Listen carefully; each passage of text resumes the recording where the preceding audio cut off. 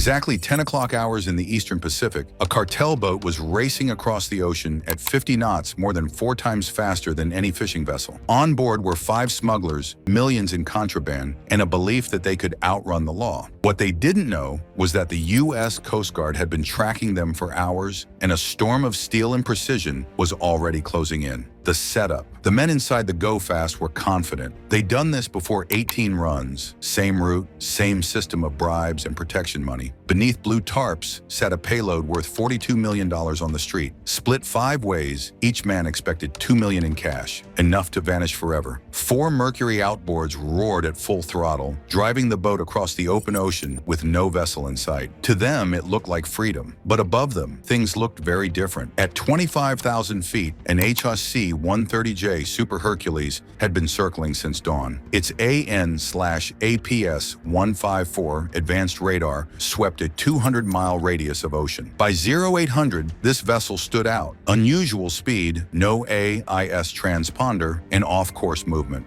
3 red flags: surveillance locked on, surveillance and target lock. Using the Star Sapphire 380 HDC electro-optical system, operators zoomed in from 140 miles away. The crew could be seen on deck, the engines identified, the tarp-covered cargo confirmed. By 0945, analysts noticed something crucial. The smugglers stopped zigzagging. They were burning too much fuel and had shifted into a straight run north. The call went out. Interdiction assets authorized. The data was pushed instantly through Link 16, from the Hercules to the Coast Guard cutter Kimball, and then to the DEA. The smugglers had no idea the clock was already running out. The interception launch. Kimball couldn't catch them at her top speed of 28 knots, but she didn't have to. The math was simple. The smugglers would burn out their fuel in less than 4 hours. That gave the helicopter the edge. At 1100 hours, an MH-65E Dolphin helicopter lifted off from Kimball's deck. Unlike standard search and rescue models, this Dolphin was modified for one purpose: interdiction. Its twin engines roared, and within minutes it was climbing to 3,000 feet to maximize fuel efficiency before diving toward the intercept point. From 3 miles out, the crew spotted the cartel boat ripping across the waves, a mile-long spray trail behind it. On board, the smugglers kept running their evasive zigzag maneuvers, unaware that in the air, zigzags don't matter. The helicopter simply cut straight lines while they wasted precious fuel. The chase. Inside the Go Fast, the men started to realize their mistake. 4 Mercury 300 engines burned 25 gallons an hour each at wide-open throttle. Their tank held 400. After 2 hours of running, half was already gone. At their current speed, the mothership rendezvous was 3 hours away. They wouldn't make it. The helicopter, meanwhile, had 4 hours of endurance and the option to refuel on the cutter. Physics was no longer on the smugglers' side. The chase had shifted from a contest of speed to a battle of patience, and the Coast Guard had plenty. Dropping to 500 feet, the Dolphin approached from the stern, maintaining standoff distance. The co-pilot activated the LRAD long-range acoustic device.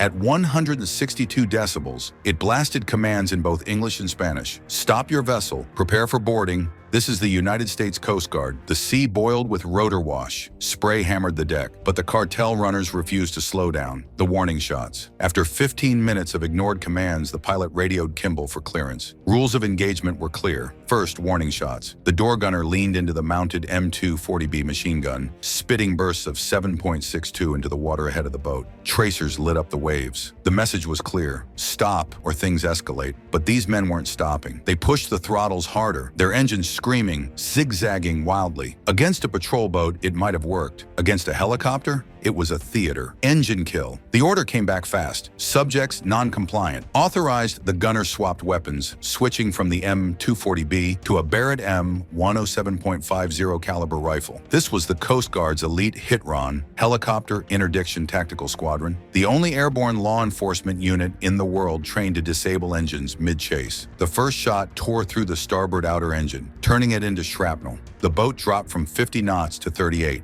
The second shot hit the port engine, fuel spraying as it seized. Speed plummeted again to 25 knots. The gunner found his rhythm. The third round ripped through the starboard inner engine, now down to 12 knots, barely moving. The fourth and final shot blew the last Mercury apart. The Go Fast was dead in the water. No engines, no escape. Boarding and capture. As the smugglers sat in silence, 2 7-meter RHIBS, rigid-hulled inflatable boats, launched from the Kimball. Each carried a 6-man team from Tactical Law Enforcement South, the Coast Guard Special Operators. They closed in at 45 knots, rifles ready. Spanish commands cut across the wind. Manos arriba, no se mueven. The smugglers hesitated, then dropped to their knees. 5 men, once worth millions, now prisoners at sea. The aftermath. The contraband was cataloged and secured, inventoried down to every sealed bale and tarped crate. The Go Fast itself, however, had no legal owner to claim it classified as a stateless vessel, so the decision was procedural and brutal. Crews soaked the deck with accelerant,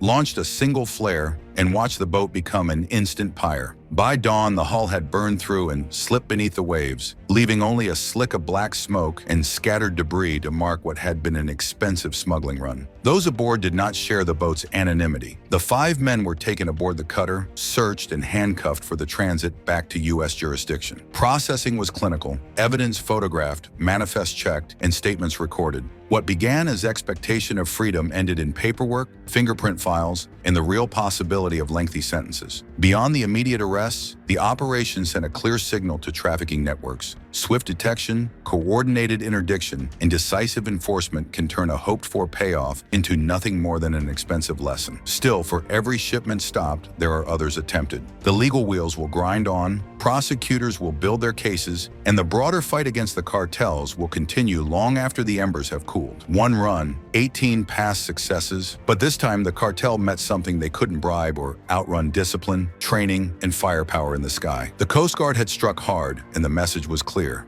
No smuggler, no matter how fast, is untouchable. So what do you think? Are cartel smugglers adapting faster, or is technology finally closing every escape route? Let us know in the comments. And if you want more stories like this, don't forget to like, share, and subscribe for more.